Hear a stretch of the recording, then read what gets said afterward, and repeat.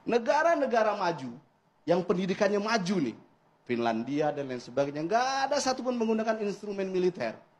Ini Deddy Mulyadi nggak paham ini falsafah.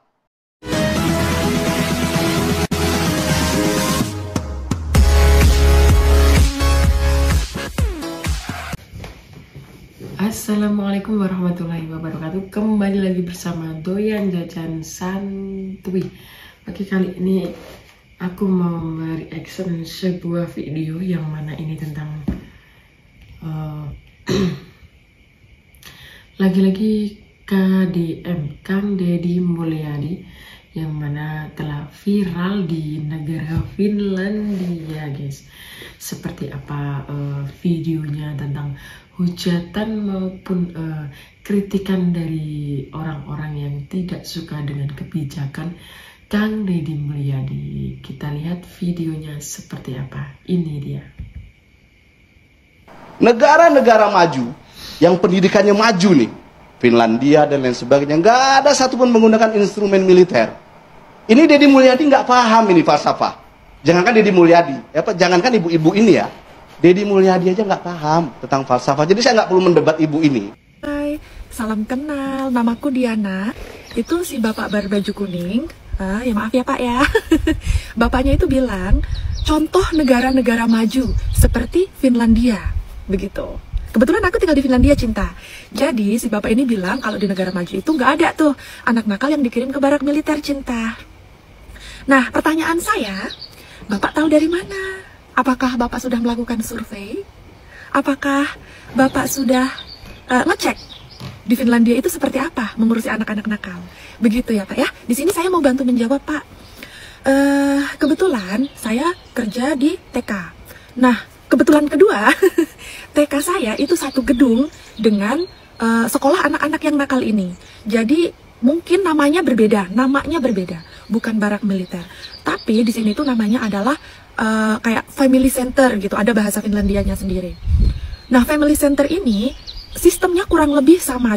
Jadi itu khusus untuk anak-anak yang bandel, yang nggak mau sekolah, anak-anak yang suka tawuran dan lain sebagainya, samalah kayak di situ gitu ya. Itu akan dimasukkan ke situ, Cinta. Begitu. Jadi sistemnya sama, dia akan dimasukkan ke dalam sekolah ini dan dia pun menginap di situ. Jadi dia tidak tinggal dengan keluarganya, tapi dia dimasukkan ke dalam situ. Di situ sama sistemnya, ada kalau sakit ada ada dokter bisa dibawa ke rumah sakit. Terus psikolog juga ada, psikiater atau apapun itu tuh disediakan. Ada gurunya juga. Terus dia sekolah juga, dia sekolah. Jadi secara nggak langsung di sini aku mau bilang kepada Gubernur Jawa Barat, Bapak hebat karena sudah menerapkan sistem yang ada di sini, dibawa ke Indonesia, negara kita tercinta.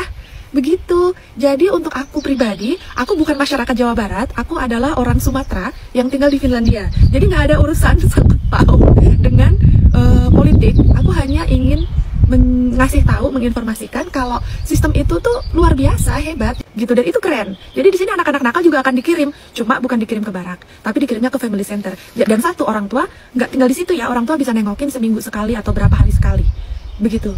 Jadi nggak setiap hari orang tua bisa nengokin. Sistemnya kurang lebih mirip lah, dan itu hebat.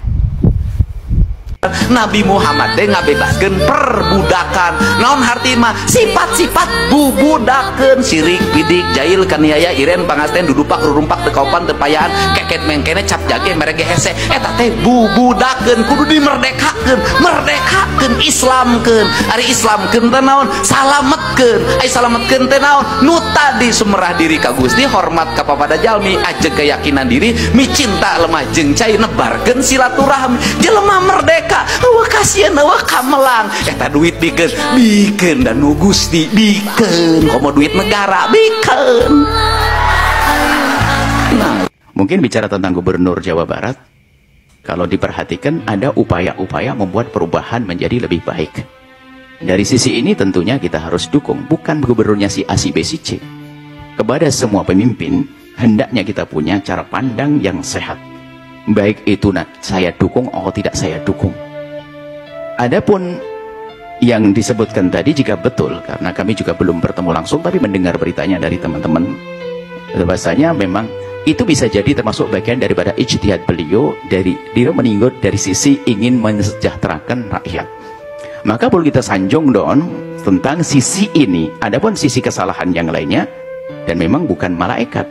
Dan kami yakin kalau orang ingin membuat kebaikan, perubahan yang sesungguhnya akan mudah untuk diingatkan.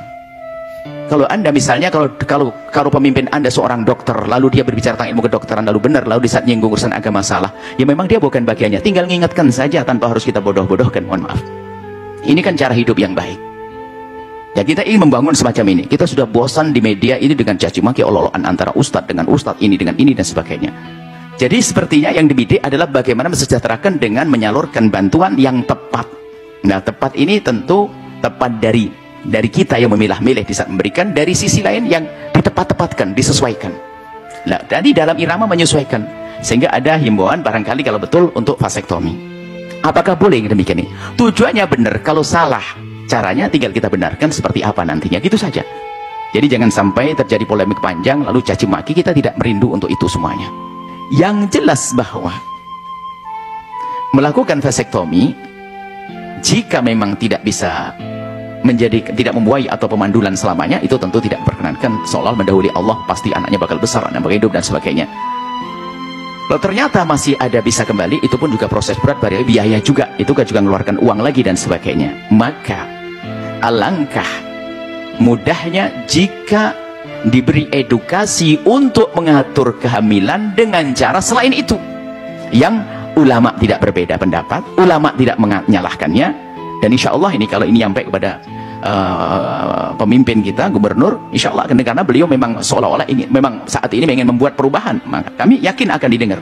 Momen DPR dan semua kementerian dipermalukan oleh Deddy Mulyadi. Tata ruangnya dibenahin, ini negara harus benar. Nggak bisa begini terus. Bapak enak di sini, Pak, nggak kebanjiran, orang sana kebanjiran. Tinggalkan legasi yang baik buat generasi ke depan. Saya pengen birokrat itu jujur, kata Kiki jujur. Saya nggak akan kritisi anggaran 0, sekian, nggak. Tapi kalau urusan hutan, urusan banjir, urusan segala macam, saya akan ngomong keras. Saya dari dulu jawaban tuh banyak, tahun kemarin jawabannya itu jauh. Tapi Bapak nggak ngasih solusi. Tugas Kementerian Lingkungan itu atau bersifat tegas. Sikapnya adalah menjaga lingkungan dan menjaga hutan. Seluruh dinas, seluruh kementerian harus tunduk pada rekomendasi Kementerian Lingkungan Hidup. Pembangunan ini tidak recommended karena akan mengakibatkan ini. Pembangunan ini tidak recommended karena akan mengakibatkan ini. Pembangunan ini tidak recommended karena akan mengakibatkan ini. Kawasan ini tidak boleh ditebang karena mengakibatkan ini. Sifatnya mutlak. Hukum alam itu hukum mutlak, tidak bisa digeser-geser karena kausalitas. Resiko apapun harus diambil. Kenapa? Karena ini mutlak. Nah, seperti itu tadi dapat kita simpulkan bahwa Kang Deddy Mulyadi itu sangat-sangat bijak dalam segala peraturan yang ada dan menetapkan kebijakan yang baik bagi masyarakat dan anak-anak yang berada di barak militer.